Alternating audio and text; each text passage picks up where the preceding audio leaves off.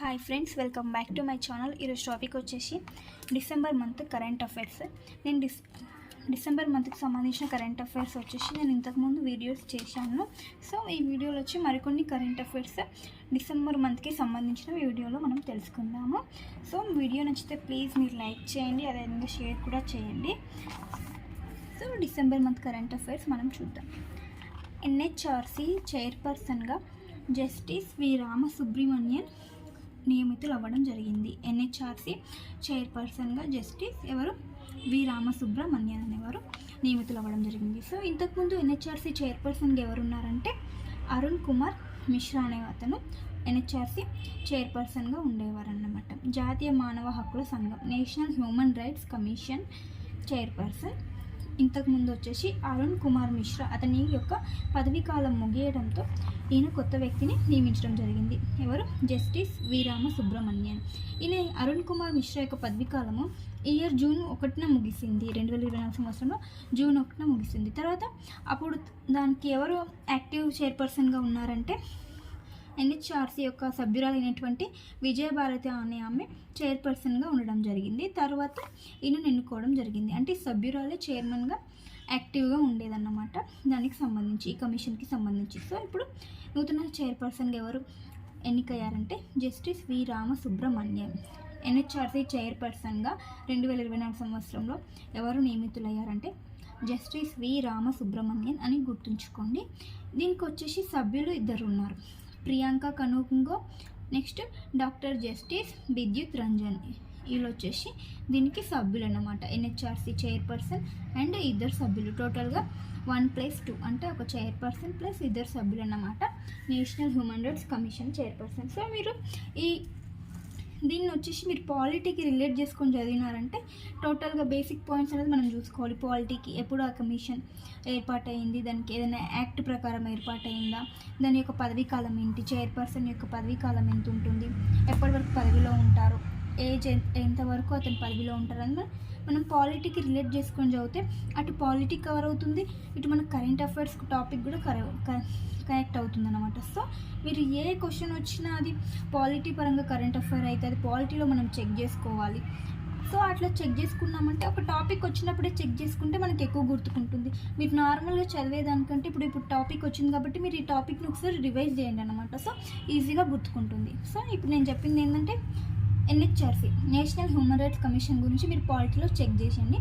ఎప్పటి వరకు పదవీ కాలంలో వాళ్ళు ఉంటారో నాకు కామెంట్ చేయండి, సరేనా ఫ్రెండ్స్. నెక్స్ట్ వచ్చేసి కళాత్మక చిత్రాల దర్శకుడైనటువంటి శ్యామ్ బెనగల్ మృతి చెందడం జరిగింది.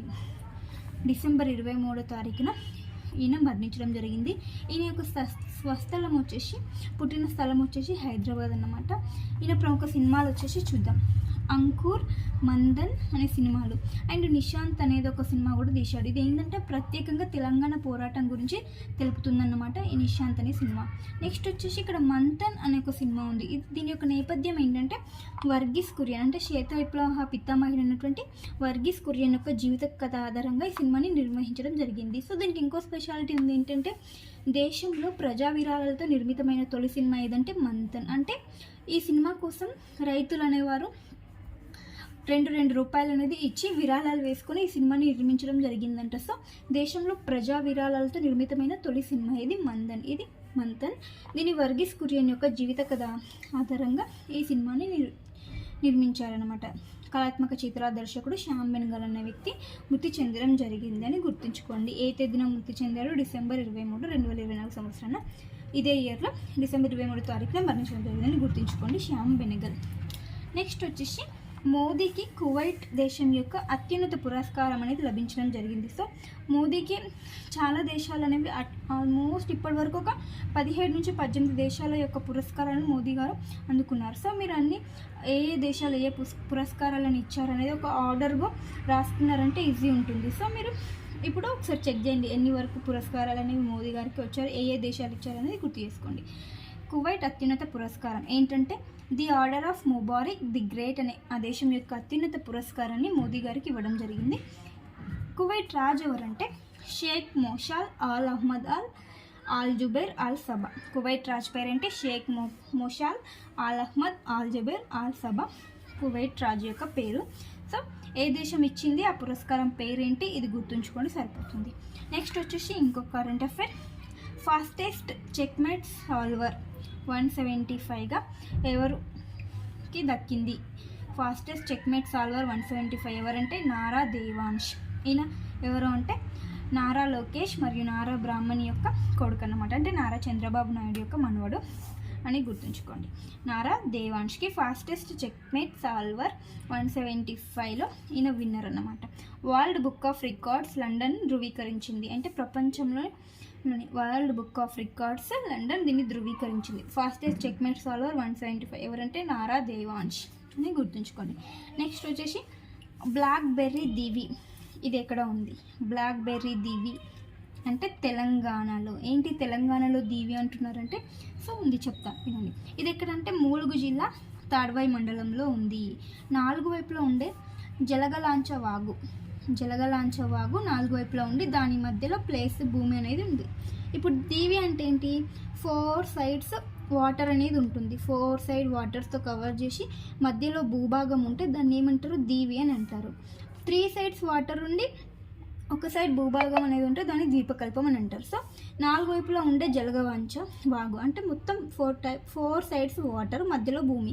ఎంత అంటే ఒక 5 ఎకరాల విస్తీర్ణం అనేది మధ్యలో భూమి ఉందంటమాట. ఆ వాగు ఏంటంటే జలగలాంచ వాగు.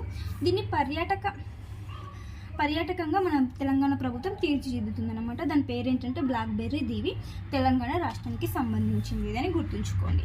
పర్యాటక పరంగా దీన్ని ఇంకా అభివృద్ధి చేసి చూడాలని తొలి పర్యాటక విధానం కూడా ప్రవేశపెట్టారు కదా, దానిలో భాగంగా ఈ దీవిని కూడా పర్యాటక ప్రదేశంగా తీర్చిదిద్దుతున్నారని గుర్తుంచుకోండి. బ్లాక్బెర్రీ దీవి తెలంగాణకు సంబంధించి ములుగు జిల్లా. నెక్స్ట్ వచ్చేసి ఇంకొకటి నివేదిక అన్నమాట. అటవీ విస్తీర్ణం తగ్గుదలలో తెలంగాణ 3వ స్థానంలో ఉంది. అటవీ విస్తీర్ణం తగ్గుదలలో తెలంగాణ 3వ స్థానంలో ఉంది దేశంలోని. India state of forest report 2023 ఇచ్చిన నివేదిక ప్రకారం 2021-23 మధ్యకాలంలో మన తెలంగాణలో 100.42 చదరపు కిలోమీటర్ల అటవీ విస్తీర్ణం తగ్గిందంట. ఈ కాలంలో ఇంత విస్తీర్ణం అనేది తగ్గింది మన తెలంగాణలో అని గుర్తుంచుకోండి. అయితే టాప్ 3 అని చెప్పాను కదా. సో ఫస్ట్ ఏమున్నాయంటే మధ్యప్రదేశ్, తర్వాత ఆంధ్రప్రదేశ్ తర్వాత తెలంగాణ. ఈ 3 రాష్ట్రాలలో అటవీ విస్తీర్ణం అనేది తగ్గిందన్నమాట. టాప్ 3లో ఉన్నాయి. మధ్యప్రదేశ్లో ఎంత తగ్గిందంటే 371.54 చదరపు కిలోమీటర్లు. నెక్స్ట్ ఆంధ్రప్రదేశ్లో 138.66 చదరపు కిలోమీటర్లు.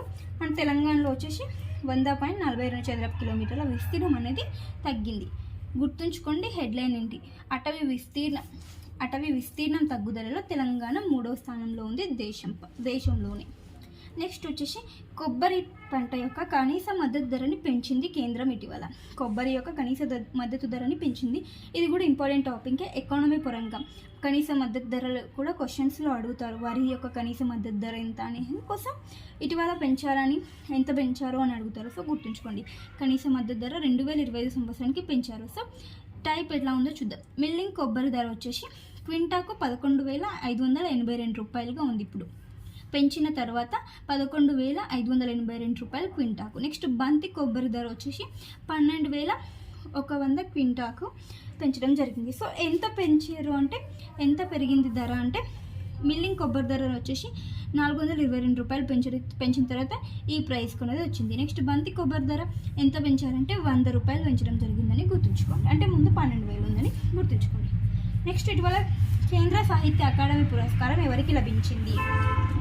కేంద్ర సాహిత్య అకాడమీ పురస్కారం ఎవరికి లభించిందంటే పెనుగొండ లక్ష్మీనారాయణ. ఈయన ఆంధ్రప్రదేశ్కు చెందిన వ్యక్తికి లభించింది. ఏ రచనకు అంటే దీపిక అనే అది ఒక సంపుటి అన్నమాట, వ్యాసాల సంపుటి అనే రచనకు ఈయనకు కేంద్ర సాహిత్య అకాడమీ పురస్కారం లభించింది. నెక్స్ట్ ఇయర్ ఈయనకి ఈ అవార్డుని అందజేస్తారనమాట 2020 సంవత్సరంలో. కేంద్ర సాహిత్య అకాడమీ పురస్కారం ఎవరికి లభించింది? పెనుగొండ లక్ష్మీనారాయణ. ఈయన ఏపీకి చెందిన వ్యక్తి. ఆయన రచన ఇది దీపిక అనే దానికి ఈ కేంద్ర సాహిత్య అకాడమీ పురస్కారం లభించడం జరిగిందని గుర్తుంచుకోండి. నెక్స్ట్ వచ్చేసి ఎస్బీఐ ఎండీగా ఇటీవల ఎవరు నియమితులయ్యారు? రామ్మోహన్ రావు అమర అనేవారు ఇప్పుడు ఎస్బీఐ ఎండీగా నియమితులు అవ్వడం జరిగిందని గుర్తుంచుకోండి. రామ్మోహన్ రావు ఈయన 3 సంవత్సరాల పాటు పదవిలో ఉంటారని గుర్తుంచుకోండి. నెక్స్ట్ పిఎం రాష్ట్రీయ బాల పురస్కార్ గ్రహీత ఎవరంటే జెస్సీ రాజీన్. ఈమె ఏపీలోని ఆంధ్రప్రదేశ్లోని గుంటూరు జిల్లాలోని మంగళగిరి ప్రాంతానికి చెందిన ఆమె జెస్సీ రాజిన్. ఇది ఏ మంత్రిత్వ శాఖలో ఇస్తున్నారంటే పురస్కారం కేంద్ర శ్రీ శిశు సంక్షేమ మంత్రిత్వ శాఖలో పురస్కారాన్ని అందజేస్తున్నారని గుర్తుంచుకోండి. సో ఇవే అండి ఫ్రెండ్స్ డిసెంబర్ మంత్కి సంబంధించిన ఇంపార్టెంట్ కరెంట్ అఫైర్స్. నేను ఆల్రెడీ ఇంతకుముందు 2 వీడియోస్ చేశాను. సో ఇన్కేస్ మీరు ఆ వీడియోస్ చూడకపోతే ఆ వీడియోస్ని కూడా చూడండి. సో వీడియో నచ్చితే ప్లీజ్ లైక్ చేయండి, షేర్ చేయండి, అలాగే subscribe to my channel. Thank you for watching. By by.